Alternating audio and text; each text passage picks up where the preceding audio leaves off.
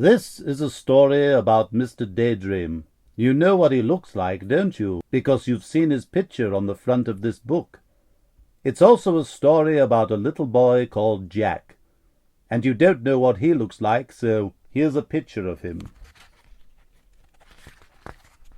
Now, Jack was a very good little boy. He always ate up all his lunch. He always went to bed when he was told. He always said please and thank you. But Jack was a daydreamer. Whenever he was supposed to be thinking about something, he found himself thinking about something else, daydreaming. One day, Jack was at school. He was sitting at his desk listening to the teacher talking about history. It was a very warm day, and Jack was glad he was sitting at the back of the classroom next to the open window. Suddenly, out of the corner of his eye, Jack saw something outside the window on the grass in front of the school. Something blue. It was a small, cloud-shaped figure. Jack couldn't believe his eyes. The figure looked at Jack looking at him, smiled, and waved. Jack looked at his teacher, who was still talking. Then he got up quietly, ever so quietly, and slipped out of the open window. He crossed the grass to the strange-looking, cloud-shaped figure. "Hello," he said. "Who are you?" "I'm Mr. Daydream," said the figure. "What's your name?" "Jack," said Jack. "I'm going off on an adventure," said Mr. Daydream to Jack. "Would you like to come with me?" "Oh, yes, please," replied Jack. "Very well, then," said Mr. Daydream, and putting 2 fingers in his mouth, he let out the loudest whistle Jack had ever heard in his whole life. A huge bird swooped down out of the sky and landed beside Jack and Mr. Daydream. "Come on," said Mr. Daydream to Jack, and climbed on to the bird's back. Jack climbed on too. It was a really enormous bird, and there was plenty of room for both of them. "Hold on," said Mr. Daydream. Jack held on tight. The huge bird flapped its huge wings, and suddenly they were high up in the air. They flew faster and faster over the countryside. They flew over fields and farms and towns and hills and trees and valleys until they were far, far away from Jack's school. It was very exciting. Mr. Daydream turned to Jack. "How would you like to go to Africa?" he shouted. They were traveling so fast now, Jack just nodded his head and held on even tighter. And they flew across the sea.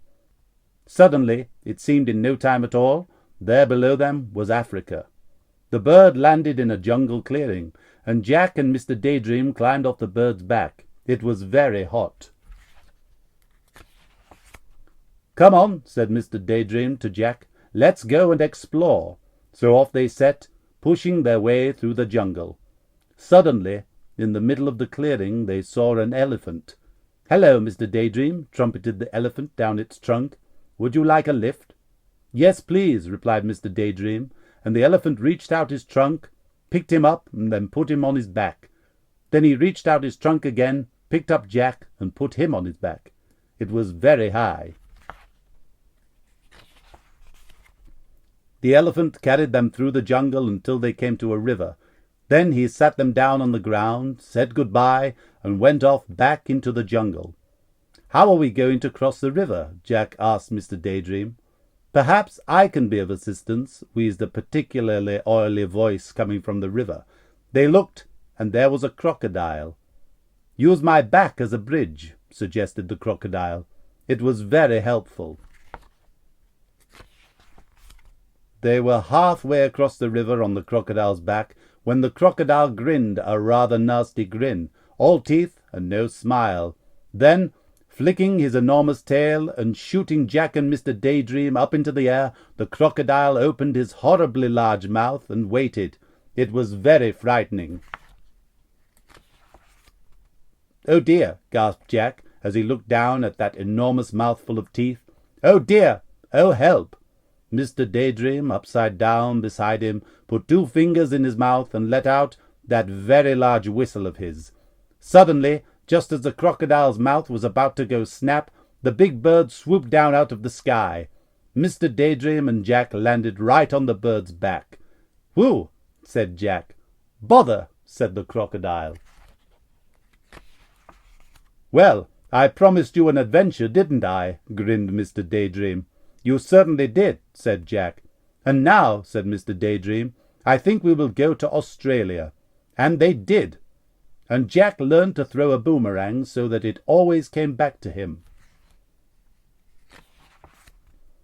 "And now," said Mr. Daydream, "I think we will go to the North Pole." And they did. And Mr. Daydream fell right up to his middle in a snowdrift.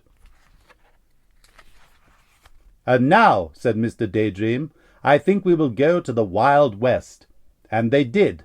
And Mr. Daydream found a huge 10-gallon cowboy hat. The trouble was, when he put it on, he couldn't see out. "Jack," he called from under the hat. "Jack! Jack!" Suddenly, Jack realized that it wasn't Mr. Daydream saying his name. It was his teacher. And Jack wasn't in the Wild West. He was sitting at his school desk. "Jack," said the teacher again, "you've been daydreaming." It was true. He had. But do you know something? Daydreaming is more fun than history.